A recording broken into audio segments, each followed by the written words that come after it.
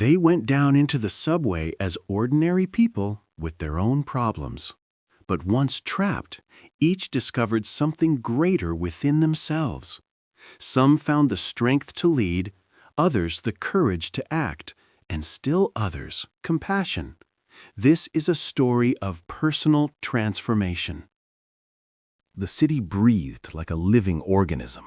An inhale, millions of people rushed to offices, construction sites, shops.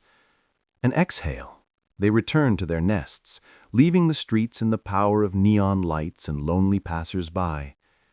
Its lungs were the parks, its arteries, the highways, and its nervous system, the metro. A giant, tangled labyrinth underground where trains flowed through steel veins in an endless stream, carrying the lifeblood, people. But even the healthiest organism has failures, especially when nature, subdued for centuries by asphalt and steel, decides to remind everyone of its strength. This reminder came from the sky. At first, a quiet, insistent whisper of rain on the roofs, then a persistent knocking, and then a furious roar that didn't cease for a full day. An unprecedented flood hit the metropolis. The river, centuries ago confined to stone banks and forgotten beneath the city's thickness, awoke. It remembered its old riverbed, and with the fury of a cornered beast, began to destroy its prison. And at that moment, deep underground, at its most vulnerable point, the tunnel beneath the old river, one of its stone teeth broke off. It wasn't just a sound, it was a feeling that the world had snapped in half, a dull, crushing blow that made the very platform shudder. The A-line train, which had just left Grand Hall Station, nosed down like a stumbling beast and plunged into darkness and chaos. And then the water came. The first feeling was pain, a sharp, hot flash in the temple. The second, complete, absolute darkness. So thick it seemed like a physical substance, pressing on the eyeballs. The third, sound, or rather, the absence of it. Deafness, pierced only by a distant, ominous hum, quiet moans, and the frantic accelerating rhythm of her own heart. Detective Mara Adams was lying on something cold and wet, on the floor, the train car floor. Memory returned in fragments. The morning rush, a takeaway coffee cup burning her fingers, the jostling on the platform. She squeezed into the car, staring through the fogged-up window at the flashing tunnel lights. A bored glance at the passengers, a teenager in headphones nodding his head to an unknown beat, a woman with 2 frightened children, a businessman glued to a tablet, an elderly gentleman with a cane. And then the lights went out. An impact. An unnatural, metallic screech. She was thrown forward, her head hitting a handrail. And cold. A piercing, bone-deep cold. Mara slowly pushed herself up. Her body ached in every muscle. Is anyone there? Her voice sounded hoarse and unnaturally loud in the tomb-like silence. In response came stifled sobs, someone's muffled groan. "Light! We need light!" shouted a male voice, trembling with panic. Mara felt for the flashlight on her belt, a small, tactical one, part of her service equipment. She clicked the button. A narrow beam of light pierced the darkness, pulling wreckage, twisted metal seats, scattered belongings from oblivion. The air was thick, stuffy, smelling of ozone, wet iron, and fear. She directed the beam higher. The car was lying at an angle, nose down. The ceiling ahead was crumpled, as if a giant fist had pushed it inward. The rear part, where she was, had survived. The glass in the windows was shattered, and murky, dirty water was seeping through them, forming growing puddles on the floor. "Is everyone alive?" Mara shouted, trying to inject the commanding tones she was used to at work into her voice. "Sound off!" Voices came from the darkness, first quiet, then louder. Someone was crying. Someone was swearing.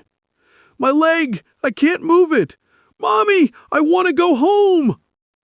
Mara stood up, swaying, and began to make her way towards the center of the car where the voices were loudest. The flashlight beam caught the pale, horror-stricken face of a young woman clutching two twin girls about 5 years old. The children were silent, their huge eyes filled with tears. "I'm Detective Adams," Mara said, crouching in front of the woman. "Police, are you okay?" The woman just nodded silently, unable to utter a word. "Hey, detective," the same male voice called out. A stocky man in his 40s, in a uniform stained with mud, emerged from the darkness. His face was smeared with blood, but he held himself confidently. "I'm Tom, a tunnel engineer. I work for the Metro. Things are bad, very bad." "What happened, Tom?" Mara asked, shining the light on him. "A collapse and flooding. Judging by the impact and how we were thrown, it's the tunnel under the old river, the weakest spot. Water rushed in, created an air pocket. We're in that trap." He jerked his head towards the front of the train. "It's all flooded there. Our cars are the last ones still afloat, literally." Mara felt a cold weight settle in her stomach. She was a fraud detective. Her weapons were her mind, documents, and interrogation skills, not survival skills underground. "Communication?" she asked, already knowing the answer. Tom just gave a bitter laugh.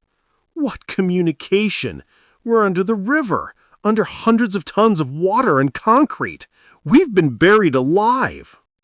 His words, spoken loudly and clearly, hung in the air. For a second there was silence, and then it was torn apart by a new wave of panic. "Alive? We're going to die here! No, it can't be! There must be a way out!" Mara knew she couldn't lose control, not for a second. "Everyone, quiet!" Her voice cracked like a whip.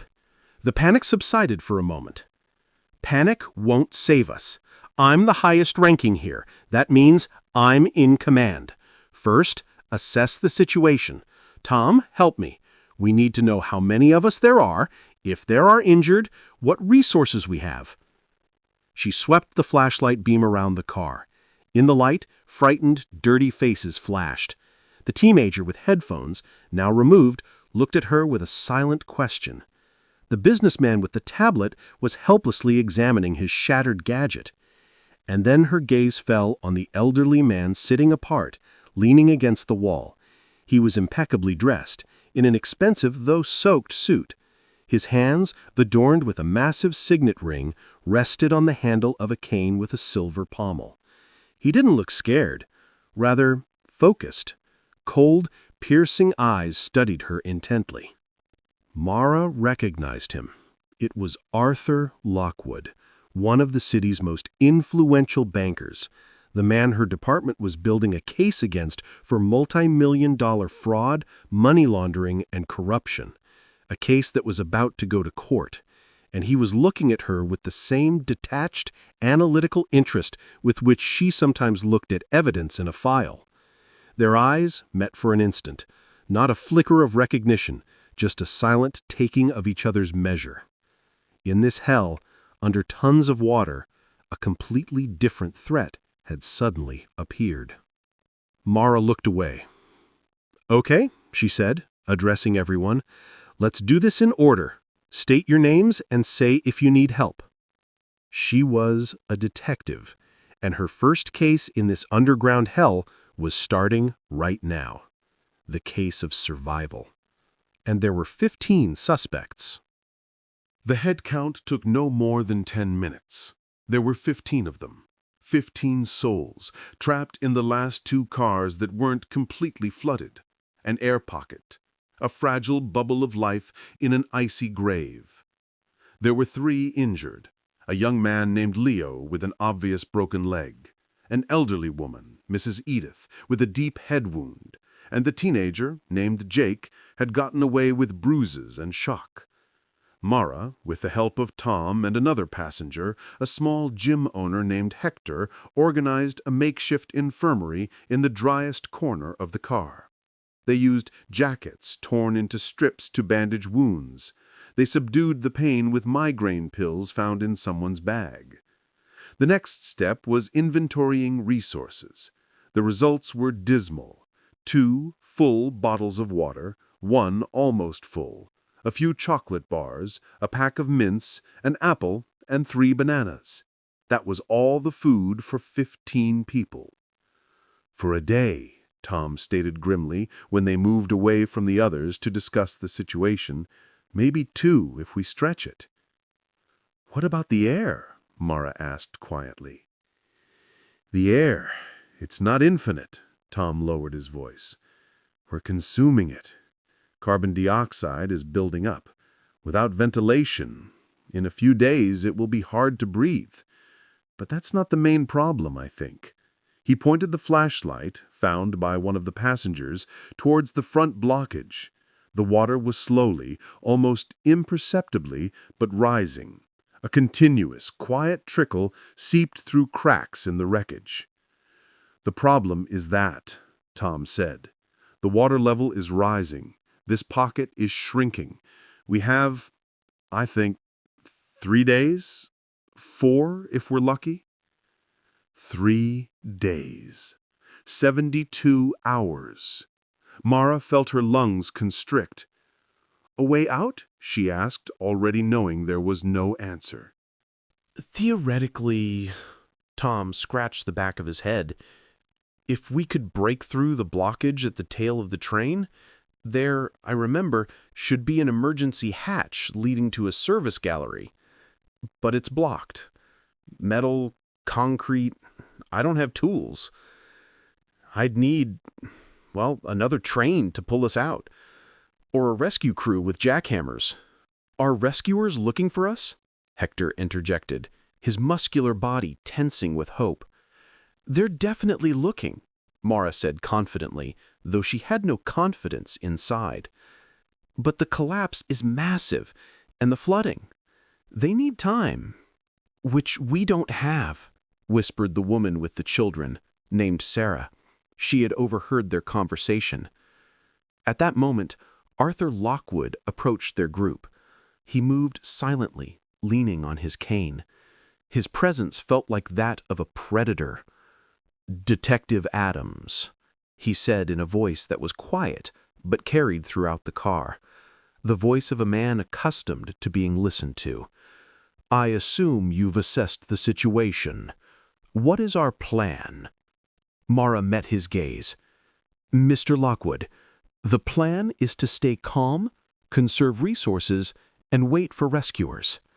Lockwood smirked, dryly, silently. "Waiting is the strategy of losers. I would never have achieved anything in life if I had just waited." He shifted his gaze to Tom. "Engineer, you spoke of a service gallery. What is needed to reach it?" Tom looked at the banker with distrust. "Need hands, time, and strength. And water. A lot of water. Working in these conditions, it's hellish labor. A man without water will last a few hours." "We have water," he noted coldly. Mara felt a chill run down her spine. "The water is distributed among everyone, Mr. Lockwood, equally." Foolishness, the banker cut off. Equal distribution under deficit conditions leads to the death of all. Efficiency requires concentrating resources on critical priorities. The engineer is our critical asset. He must have priority for water and food. The others can endure. A tomb-like silence fell in the car. His words, spoken with icy, undeniable logic, hung in the air like poison gas. "So, You're suggesting giving him all the water? And we just sit and watch him drink it? Hector said, outraged. I am proposing to ensure the survival of the group, Lockwood corrected him. The chance of saving one person who can save everyone is higher than the faint hope that we will all die of thirst together, holding hands. Mara saw his words falling on fertile soil. Fear was fertile soil for selfishness. Several people exchanged glances. The businessman, named Mr. Elliot, nodded as if hearing a sensible business plan. That's logical, he said hesitantly. No! It's inhuman! Sarah exclaimed, clutching her children. My girls! Your girls will die anyway if we don't take decisive action, Lockwood stated mercilessly. His gaze slid over her frightened face, showing not a drop of compassion. A cruel truth is better than a sweet lie. Mara knew this was the first battle, and she couldn't lose it. The decision is mine, she said firmly. And I say resources are divided equally for everyone, no exceptions. We stick together.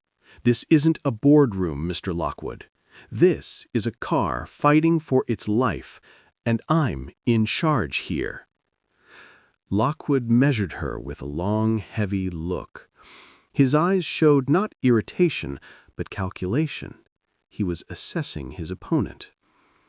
As you say, detective, he inclined his head slightly in a semblance of a bow. But when the water rises another foot, you may reconsider your democratic position. He turned and slowly walked back to his corner. But Mara knew the battle had only begun. Lockwood hadn't surrendered. He had just changed tactics.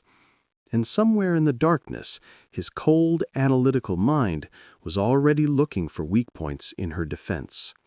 He had begun his psychological war. A war where the weapons were not fists, but fear, greed, and the instinct for self-preservation. And the water, meanwhile, continued to rise slowly. The first day in the trap passed in a tense, fragile truce. Mara's authority, backed by her badge and authoritative tone, held for now.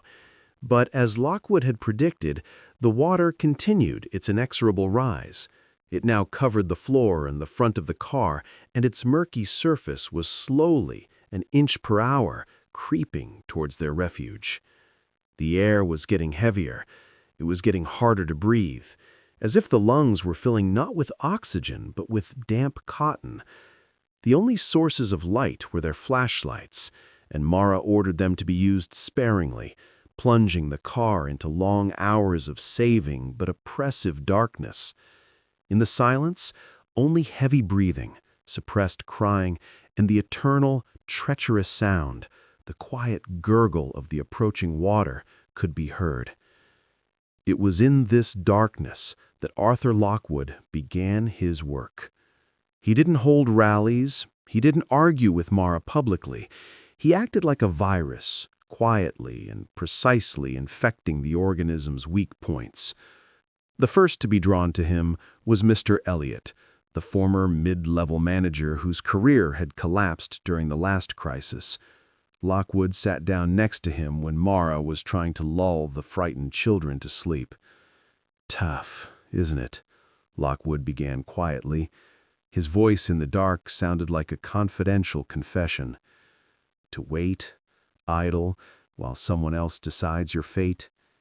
Elliot sighed. "The detective seems to know what she's doing." "Knows," Lockwood chuckled softly. "She knows how to fill out forms and catch petty thieves. She doesn't know how to make strategic decisions in a crisis. Her plan is the plan of an office clerk.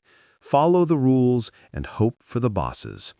And the bosses, in the form of rescuers, might be late." He paused, letting the words sink in. "I've seen your resume, Mr. Elliot. You worked at Cogent, a good company.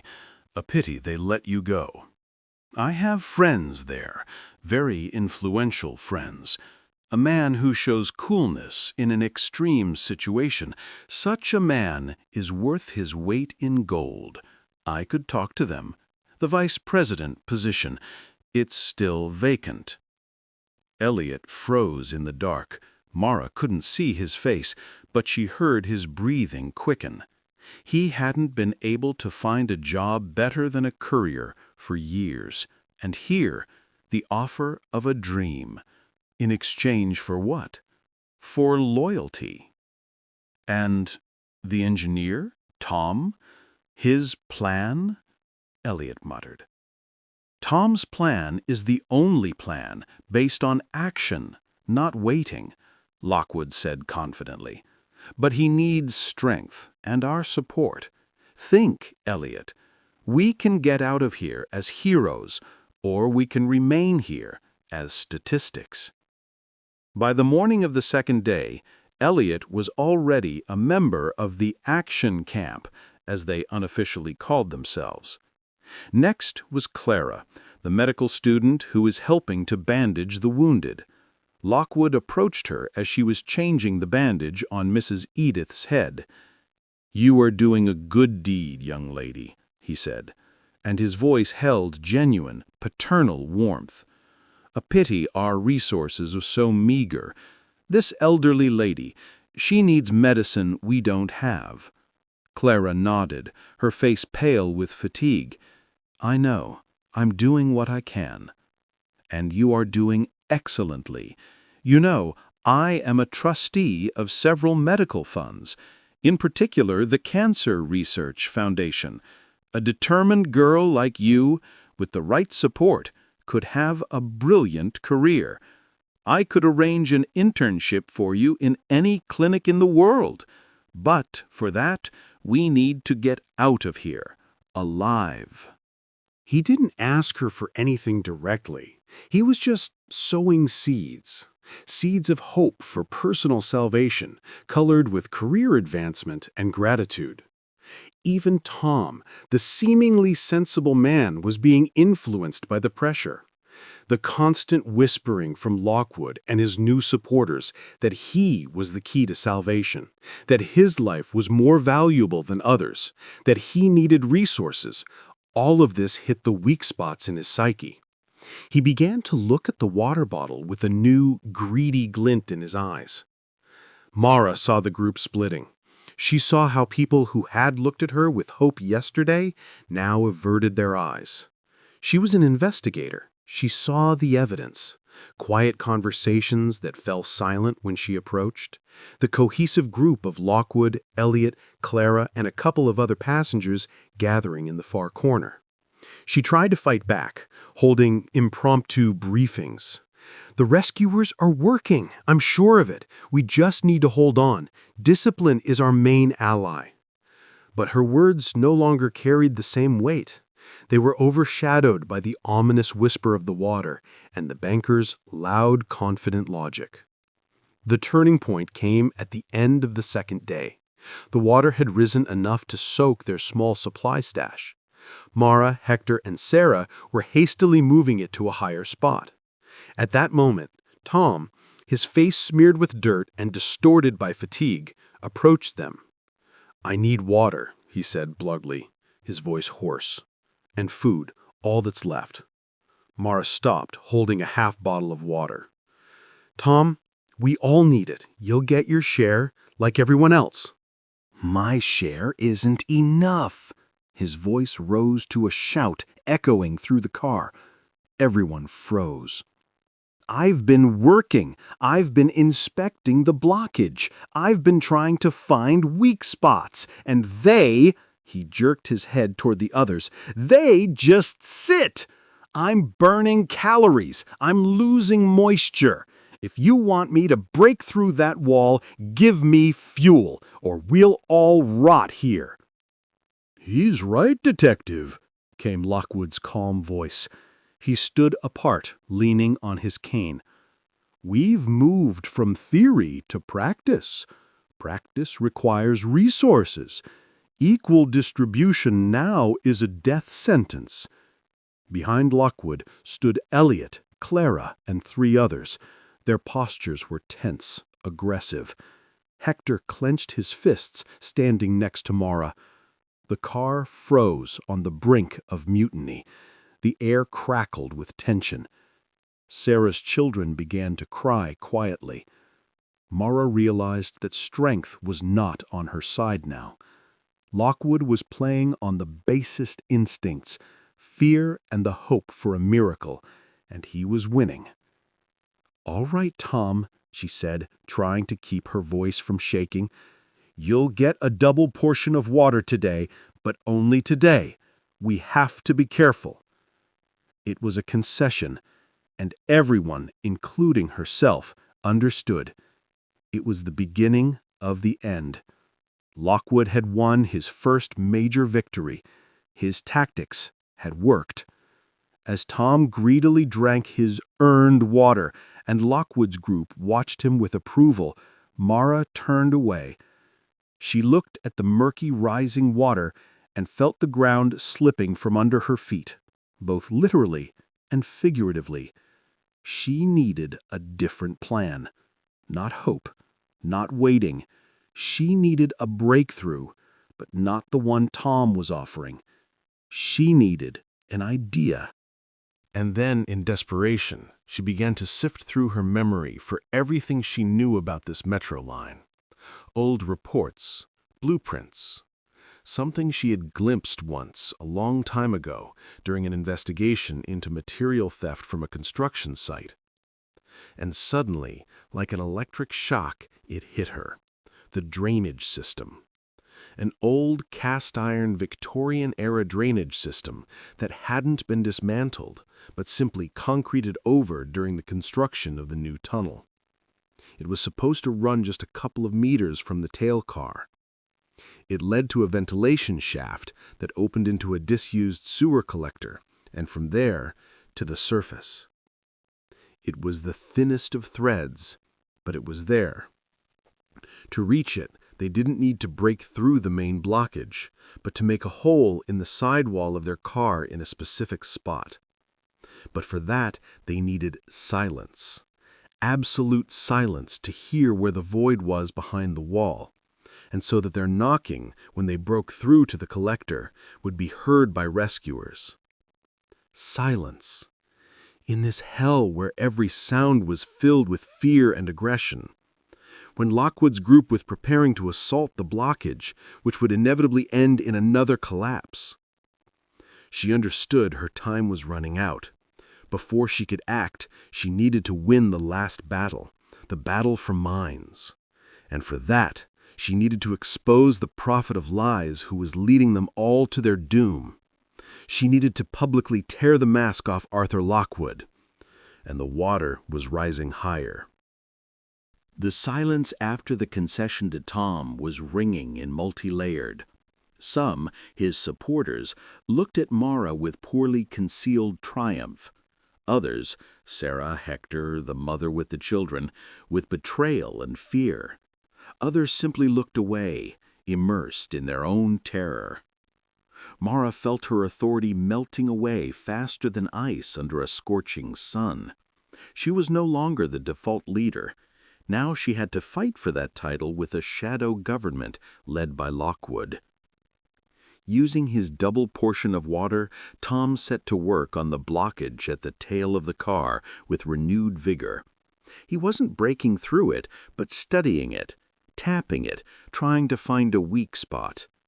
Every blow from his makeshift hammer, a piece of a torn-off handrail, echoed in people's hearts as hope. False hope, as Mara knew. Lockwood watched the work like a director overseeing a promising project. He no longer hid his influence. He quietly gave orders to Elliot, who had become his herald. "Clara, help Tom. He's losing a lot of fluid." "Elliot, organize the people. Have them clear space for work. The rest of you, conserve your strength. Your turn to act will come later." He was creating an illusion of order and efficiency, and it was working. People, stunned by fear, clung to any structure, to anyone who spoke confidently.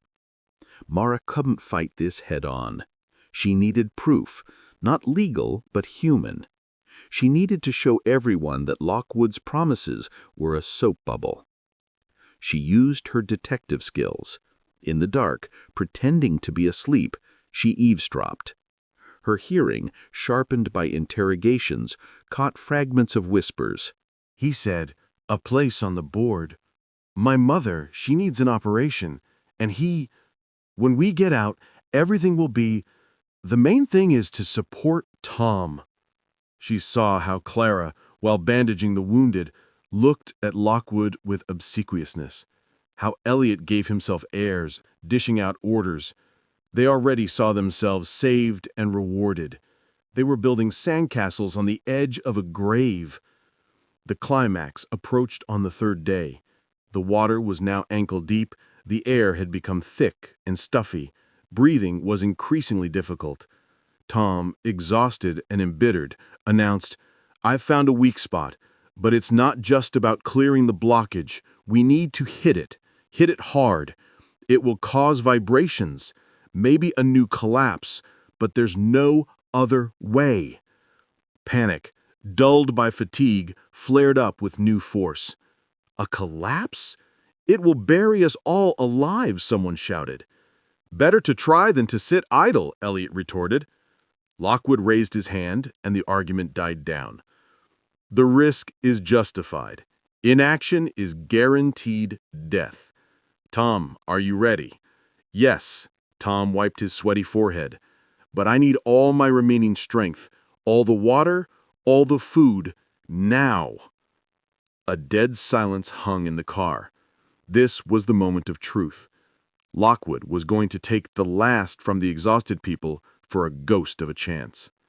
Mara knew she couldn't wait any longer. She slowly rose. Her body ached, her head spun from lack of oxygen, but her voice sounded clear and loud, a cutting blade in the thick silence. "No!" All eyes turned to her. Lockwood turned his head, his eyes narrowing. "Detective, the time for sentiment has passed. The decision is made." "A decision that will kill us all?" Mara said. She took a step forward, directing the flashlight beam not at Lockwood, but at his supporters. "Do you really believe him?" "He offers action," Elliot shouted. "He offers suicide," Mara countered. "Punching through the blockage is like pulling random wires in a bomb. We don't know what's holding these tons of concrete above us. One strong blow and our air pocket will collapse. Water will fill everything in seconds." She saw her words hit home. People looked at the ceiling in horror. "This is a bluff, Detective," Lockwood said coldly. "You are sowing panic because you are losing control." "No, Mr. Lockwood, I am trying to save people from your control." She shifted the flashlight beam to Clara. "Clara, he promised you an internship, a career? Do you really believe that once out of here, he will remember you? Or are you just another useful idiot in his eyes?" Clara blushed and lowered her eyes. "Elliot," the beam moved to him, "a vice president position. The same Arthur Lockwood who ruined thousands of small investors in his last scam will suddenly care about the career of a failed manager? He's using you as a pawn, and he'll discard you as soon as you've served your purpose." Elliot fidgeted, his confidence beginning to melt. "He will give you nothing," Mara's voice thundered, filling the entire space. "His only currency here is your fear. He is not a leader.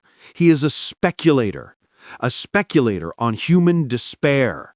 He sees this car not as a group of people, but as assets and liabilities, and you are expendable to him." Lockwood stood motionless, but his fingers clenched the cane handle until the knuckles were white. "You are resorting to personal attacks, Detective, because your position is weak." "My position is the truth. Mara exclaimed. "And I have another plan. Not a suicidal one, but a quiet one, a smart one. We have a chance to signal without risking a collapse." Quickly and clearly, she explained her idea about the old drainage system, that they needed not to force their way through, but to carefully, bit by bit, break through the wall in a specific spot. And most importantly, silence. Absolute silence to hear the response and for their knocking to be heard above. People listened, holding their breath. Her words sounded reasonable. Unlike Tom's desperate gamble, this plan was thoughtful. "And how do we find this spot?" Tom asked challengingly, but his voice already held doubt. "We've already started," Mara said. "While you were preparing for the assault, Hector and I were tapping the walls. We found a section that sounds different, more hollow. There's a void there." She directed the beam to an inconspicuous section of the wall at the very end of the car. Everyone looked at that spot as if it were a shrine. Lockwood saw his influence crumbling. His web of lies was unraveling under the bright light of truth. "These are fantasies," he said, but his voice for the first time lacked its usual confidence. "She's playing for time." "No, Lockwood," Mara said, quietly but so that every word was heard. "It is you who is dragging us all down, literally and figuratively." She looked at the exhausted, frightened faces. The choice is yours. Trust a charlatan who leads us to death, or try the quiet, smart way. The way where we work together, where we share the last drop of water equally. The gloom in the car thickened, not just from the weak flashlights, but from the looming silence in which everyone was deciding their own fate, and the fate of all. Sarah was the first to rise. "I'm with the detective." Her voice trembled, but it was firm. She hugged her daughters. Then Hector stepped towards Mara, his powerful figure becoming a living shield. "Me too." One by one, first hesitantly, then more decisively, people began to switch to her side. Even Clara, burning with shame, moved away from Lockwood's group. Elliot remained standing next to the banker, but he looked like a beaten dog. Tom stared at Mara for a long time, then at his hammer, then at the blockage. He threw the piece of metal on the floor. The ringing clang echoed through the car. "All right, detective," he said hoarsely. "You win. Show me this wall." Arthur Lockwood remained standing alone. His empire had collapsed. His power had evaporated. He was just an old man with a cane in a wetsuit. But his eyes, cold and calculating, still followed Mara. The war was lost, but he hadn't surrendered. He was just waiting for a new chance. And Mara, feeling the last of her strength leaving her, approached the wall.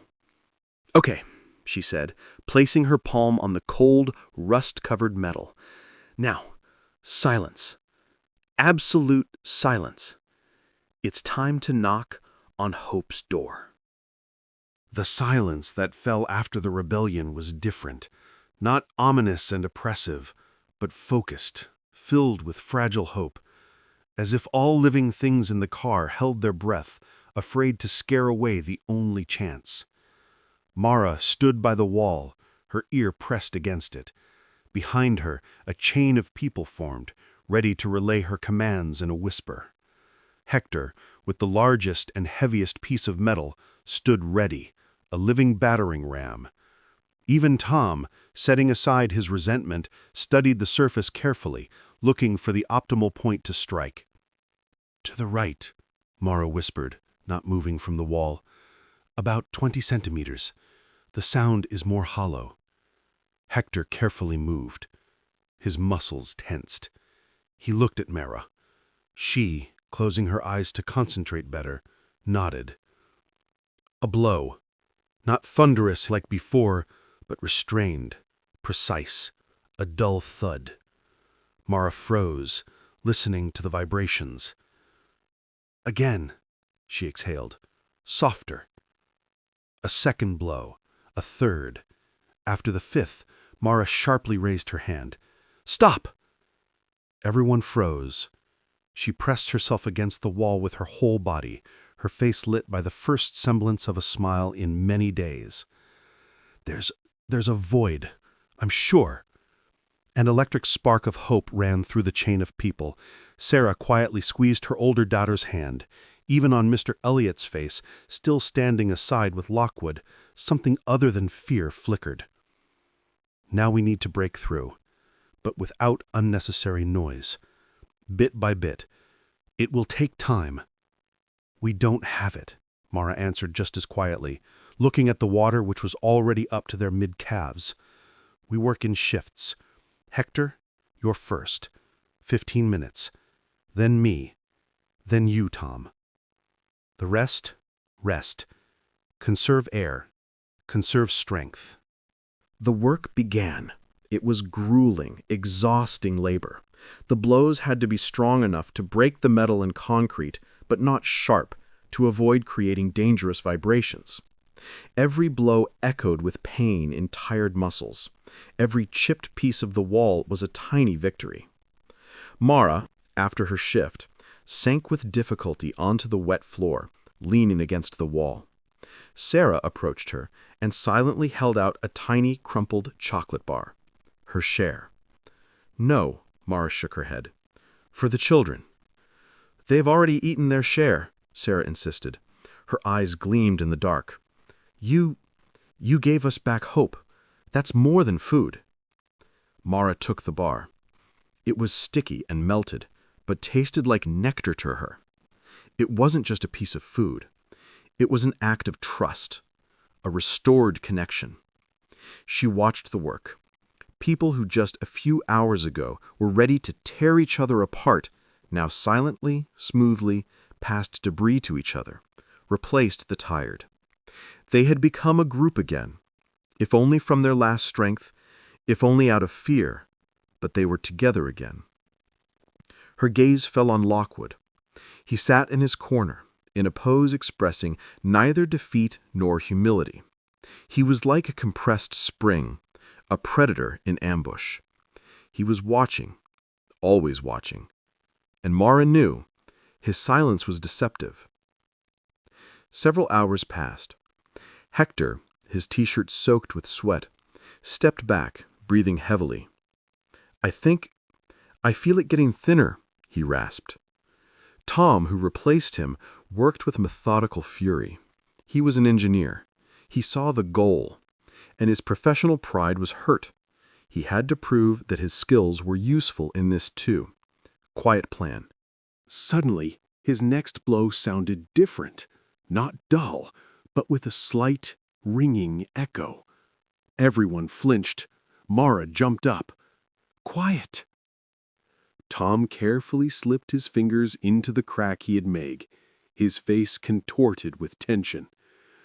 "The metal, it's almost through, and damn, it smells of dampness. Old stone. This is it." An explosion of jubilation, which almost burst from people's lips, was immediately stifled by their own hands. They suppressed their cries of joy, their bodies shaking with restrained emotion. Tears streamed down dirty cheeks, but they were tears of hope. "Careful," Mara warned, her heart pounding wildly. "We widen it slowly. Can't collapse the edge." They worked for another hour, picking off piece after piece. And then, finally, a hole the size of a football gaped in the wall. From it came a cold, musty, but fresh compared to the car's air, and there was heard an absolute silence. The silence of empty space. "The drainage collector," Tom whispered with reverence, shining his flashlight into the breach.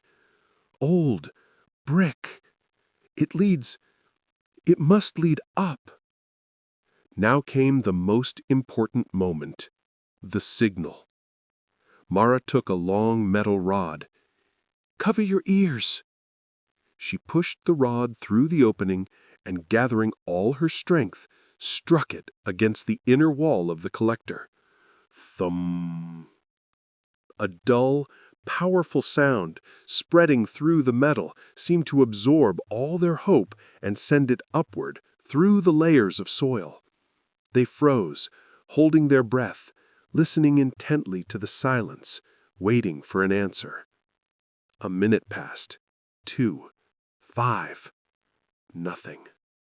People's faces began to slowly fade. Euphoria was replaced by soul-freezing fear. What if they were wrong? What if the collector was also blocked? What if no one heard them? Again, Mara said stifledly, feeling her legs giving way. She struck again, and again, and again, rhythmically, desperately. Thum, thum, thum. Every blow took the last of her strength. Mara's hands went numb. There was a ringing in her ears. Everyone around sat staring at the floor, sinking into an abyss of despair. Even Hector lowered his head. The water, meanwhile, had risen above their knees. The cold penetrated their bones, paralyzing their will. Lockwood, who had been silently watching all this time, slowly rose. His face was a stone mask. "Enough," he said, and his voice sounded like a sentence. "Your experiment has failed. You wasted our last strength and time on fairy tales. Now my proposal is the only one left. Tom, to the blockage." But Tom didn't move. He sat, his head in his hands, staring into space. And then, through the ringing in her ears and the desperate beating of her own heart, Mara heard something. She sharply raised her hand. "Quiet!" Everyone froze.